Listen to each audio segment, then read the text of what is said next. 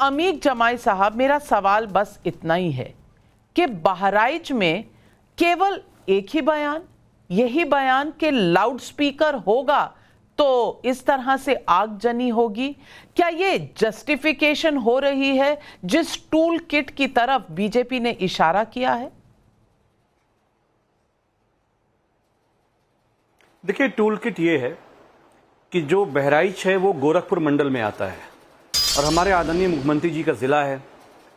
आप देखेंगे कि 20 घंटे ये जो घटना हुई है, एक महिला डीएम, एक महिला कप्तान के हवाले पूरा जिला जलने के लिए 20 घंटे छोड़ दिया गया, जबकि छोटी छोटी घटना पे आदरणीय मुख्यमंत्री जी हमेशा डीआईजी एलओ को भेज देते हैं। इस मामले में कुछ नहीं हुआ और एक फॉर्मेट हमारे यहाँ विसर्जन का एक नया क्रिएट हुआ है।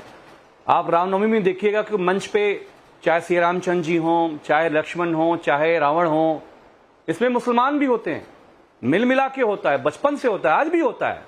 विसर्जन के दिन कुछ नई ताकतें इसके अंदर शामिल होती हैं जो बैठी हुई हैं हमारे टेलीविजन पे भी। पुलिस का जो रूट होता है उसको तोड़कर ये किसी मस्जिद के बाहर जाएंगे, मुस्लिम जहां पे घना एरिया है उसके अंदर जाने की जिद करेंगे और जाने के बाद नाविका मैम आप 2 मिनट खड़ी नहीं हो पाएंगी। जिस तरह से डीजे के गंदे गाने, मुल्ले काटे जाएंगे, मुल्ले पाकिस्तान जाएंगे, बेटियों को, बहनों को घर में घुस के उनको छेड़छाड़ करना और झंडा उतारा गया, प्रॉफेट मोहम्मद सल्लल्लाहु अलैहि वसल्लम के नाम से लगा हुआ झंडा उतारा गया और भीड़ ने उसको उकसाया। पुलिस फोर्स लगी हुई थी।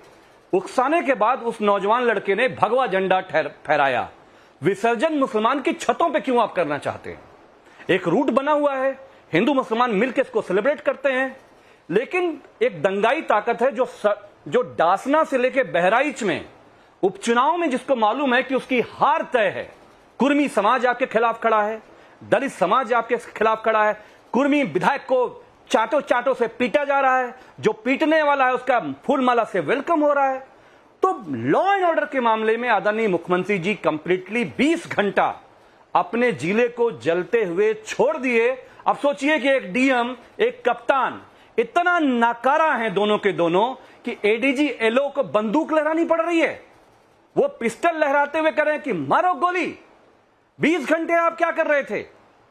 जिसने मारा है सख्त से सख्त सजा दीजिए। समाजवादी पार्टी डीजे की गलती है, यानी कि प्रशासन की गलती है, यानी कि भगवा झंडे की गलती है, यानी कि यात्रा कहां से निकलेगी, कहां से नहीं निकलेगी, गलती इन सब चीजों की है।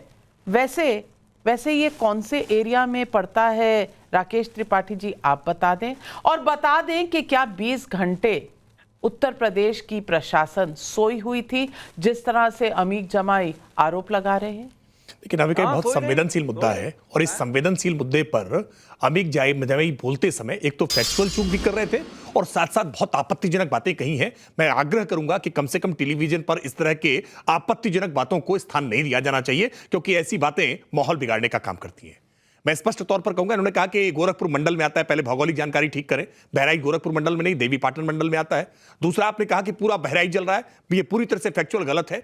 बहराइच के महसी तहसील के महाराजगंज कस्बे में केवल ये घटना हुई है। इसको लेकर के पूरे बहराइच में आप इस घटना को जो थोपने का काम कर रहे हैं, ऐसा नहीं है। फैक्चुअल चूक दूसरी आपने की है। तीसरी बात, आप कह रहे हैं कि वो मुस्लिम बस्तियों से जा रहा है। ये मुस्लिम बस्तियां क्या उत्तर प्रदेश में नहीं है? ये मुस्लिम बस्तियां क्या भारत में नहीं है? क्या यहां भारत का संविधान नहीं लागू होता है? क्या मुस्लिम बस्तियों के भीतर से किसी प्रकार का कोई शोभा यात्रा नहीं जा सकती? कोई प्रतिमा विसर्जन के लिए यात्रा नहीं जा सकती है? क्या भारत के कानून लागू नहीं होते हैं?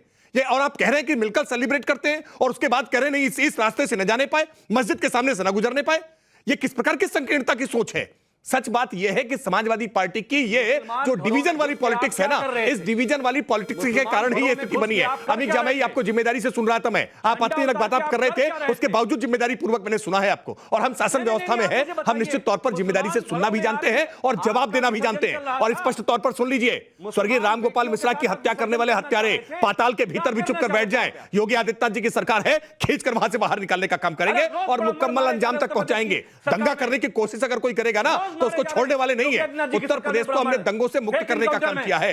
याद करिए उत्तर प्रदेश समाजवादी पार्टी के शासनकाल में कर्फ्यू नियति हो गई थी उत्तर प्रदेश की। कोई उत्तर प्रदेश का जिला ऐसा नहीं था जहां कर्फ्यू लगाना पड़ता हो, लेकिन हमने उत्तर प्रदेश को कर्फ्यू मुक्त करने का काम किया है। और साजिश चाहे जितनी रचने की कोशिश करिए, ये 2024 में कुछ सीटें आपको क्या मिल गई हैं कि अराजकता फैलाने वालों को, उपद्रवी तत्वों को लगती है कि ऑक्सीजन मिल गई है। समाजवादी पार्टी का कुछ प्रभाव क्या बढ़ गया कि इस तरह की घटनाओं का करने का लगातार प्रयास हो रहा है। भूल गए हो उत्तर प्रदेश में अभी भी योगी आदित्यनाथ जी की सरकार है और पूरी कठोरता से कानून का डंडा चलेगा। आप कह रहे हैं कि सरकार के आला अधिकारी नहीं पहुंचे, एडीजी एलओ को आप स्वयं स्वीकार कर रहे हैं। तुरंत एडीजी एलओ पहुंचे हैं, सरकार के आला अधिकारी पहुंचे हैं और निश्चित तौर पर जिन अधिकारियों कर्मचारियों की गलती है, जिन प्रशासनिक अधिकारियों की गलती है, जिन्होंने उपेक्षा लापरवाही की है, कार्रवाई उनके खिलाफ भी होगी। लेकिन अमित जावेद सोच समझ करके बोलिएगा, आपके हर शब्दों पर भी निगाह हमारी रहेगी। अगर दंगा भड़काने की कोई चेष्टा की तो कार्रवाई पूरी मुकम्मल आपके खिलाफ भी होगी। और अपने नेता अखिलेश यादव जी को समझाइए कि ऐसे मसले पर इस तरह की छोटी छोटी बातें लेकर के वो जो माहौल खराब करने का प्रयास कर रहे हैं, वो कह रहे हैं डीजे में कुछ आपत्तिजनक बचा था,